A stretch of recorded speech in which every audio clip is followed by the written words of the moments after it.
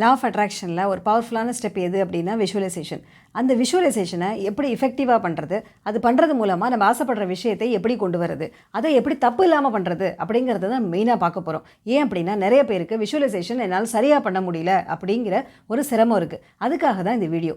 சரி, வீடியோக்குள்ளே போகிறதுக்கு முன்னாடி இந்த சேனலை சப்ஸ்கிரைப் பண்ணாதவங்க சப்ஸ்கிரைப் பண்ணிக்கோங்க. அப்போ தான் என்னுடைய வீடியோஸ் தொடர்ச்சி பார்க்க முடியும். நான் Jayashree, I am life coach. சரி, விஷுவலைசேஷன் டெக்னிக் அப்படின்னா என்ன? கற்பனை பண்ணுறது.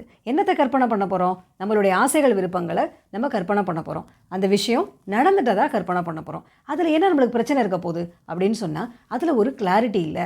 நான் விஷுவலைஸ் பண்ணிகிட்டு இருக்கப்பயே நான் ரொம்ப டிஸ்ட்ராக்ட் ஆகிறேன் அப்படிங்கிறது தான் நிறைய பேரோட பிரச்சனை.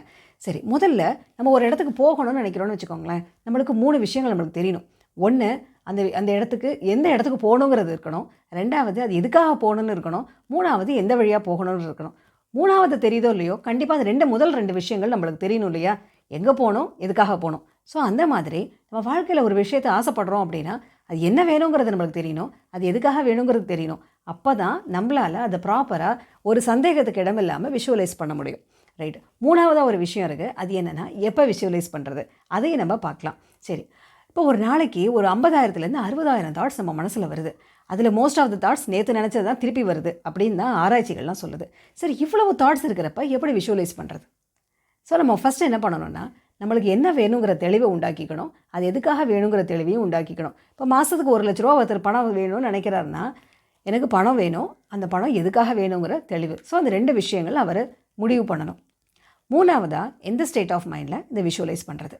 மனசு எப்போதுமே அலப்பாயிர நேரம், ரொம்ப டென்ஷனாக இருக்கிற டைம், அந்த டைமில் நம்ம விஷுவலைஸ் பண்ணோம் அப்படின்னு சொன்னால் அது அவ்வளோ தூரம் எஃபெக்டிவாக இருக்காது.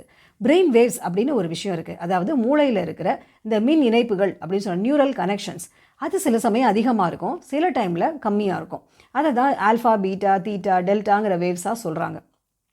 சரி, எந்த டைமில் பண்ணணும் அப்படின்னா ஆல்ஃபா ஸ்டேஜில் பண்ணுறப்போ நம்மளுடைய மனசு அது பதியும். ஆல்ஃபா ஸ்டேட்டுனா என்னென்னா அமைதியான மனம். பீட்டா ஸ்டேட்டுனா என்னென்னா ரொம்ப பிஸியான இருக்கிற டைம். ஸோ நம்ம பிஸியான இருக்கிற டைமில் விட்டுட்டு அமைதியாக இருக்கிற டைமில் விஷுவலைஸ் பண்ணணும். அதுதான் ஆல்ஃபா ஸ்டேட்.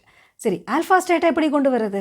அதாவது அந்த ஆல்ஃபா ஸ்டேட்டில் நம்பர் ஆஃப் தாட்ஸ் ரொம்ப கம்மியாக இருக்கும். நிறைய எண்ணங்கள் இல்லாமல் கொஞ்சம் மனசு ரிலாக்ஸ்டாக இருக்கும், அமைதியாக இருக்கும். இப்போ உதாரணத்துக்கு நம்ம காலையில் எந்திரிக்கிறோன்னு வச்சுக்கோங்களேன். எந்திரிக்கிறப்ப அலாரம் ஆஃப் பண்ணுவோம்ல, அப்போ நம்மளுக்கு நிறைய தாட்ஸ் இருக்காது, கொஞ்சம் மனசு அமைதியாக தான் இருக்கும். ஸோ காலையில் எந்திரிக்கிறப்ப அரை தூக்கம் அரை விழிப்பு, அந்த டைமில் விஷுவலைஸ் பண்ணலாம். அதே மாதிரி ராத்திரி தூங்க போகிற நேரம், தூக்கத்தில் அரை தூக்கம் அரை விழிப்பு, அந்த டைமில் விஷுவலைஸ் பண்ணலாம். இந்த 2 ஸ்டேட்லேயும் என்ன அப்படின்னா நம்மளுடைய கான்ஷியஸ் மைண்டு அலர்ட்டாக இருக்காது. அது தூக்கத்தில் போகிற ஸ்டேஜில் இருக்கிறதுனால இந்த விஷயம் நடக்குமா நடக்காதாங்கிற சந்தேகத்தெல்லாம் அது கேட்காது. அப்போது நம்மளுடைய அனாலிட்டிக்கல் மைண்டு தூங்க போகிறதுனால நம்மளுடைய சப்கான்ஷியஸ் மைண்டு எந்த எதிர்ப்பும் இல்லாமல் நம்ம விஷுவலைஸ் பண்ணுறதை ரெஜிஸ்டர் பண்ண ஆரம்பிக்கும். எதை நம்ம சப்கான்ஷியஸ் மைண்டு எதை எதிர்ப்பும் இல்லாமல் ரொம்ப கிளியராக ரெஜிஸ்டர் பண்ணுதோ அதுதான் நம்ம வாழ்க்கையில் அது நம்மளால் உருவாக்க முடியும்.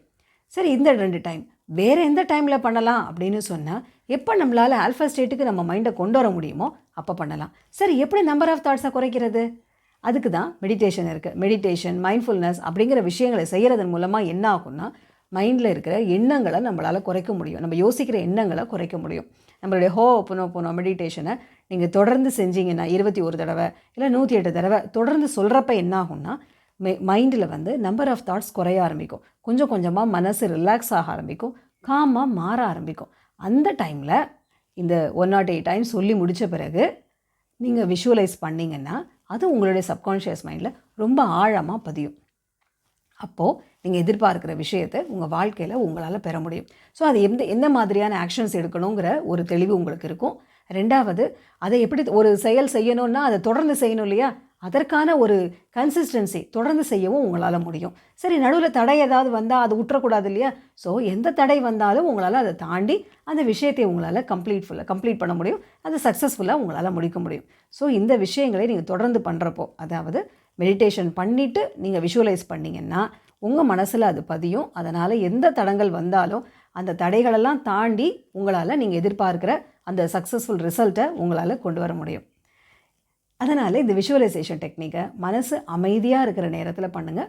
மனசு அமைதிக்கு இந்த ஹோப்பனோபனோ மெடிடேஷனை பண்ணிவிட்டு அதுக்கப்புறம் இந்த விஷுவலைசேஷன் டெக்னிக் பண்ணலாம். ஸோ அப்போ ஆட்டோமேட்டிக்காக நம்ம என்னென்ன ஸ்டெப்ஸ் எடுக்கணுங்கிற கிளாரிட்டி நம்மளுக்கு கிடைக்கும். அந்த ஸ்டெப்ஸை நம்ம நிதானமாக கரெக்டாக எடுக்கிறதன் மூலமாக நம்ம எதிர்பார்க்குற நல்ல விஷயங்களை நம்ம வாழ்க்கையில் கொண்டு வர முடியும். இந்த வீடியோ உங்களுக்கு பிடிச்சிருந்ததுன்னா லைக், ஷேர் அண்ட் சப்ஸ்கிரைப் பண்ணுங்கள். இந்த வீடியோவை கடைசி வரைக்கும் பார்த்த அனைவருக்கும் என்னுடைய நன்றி.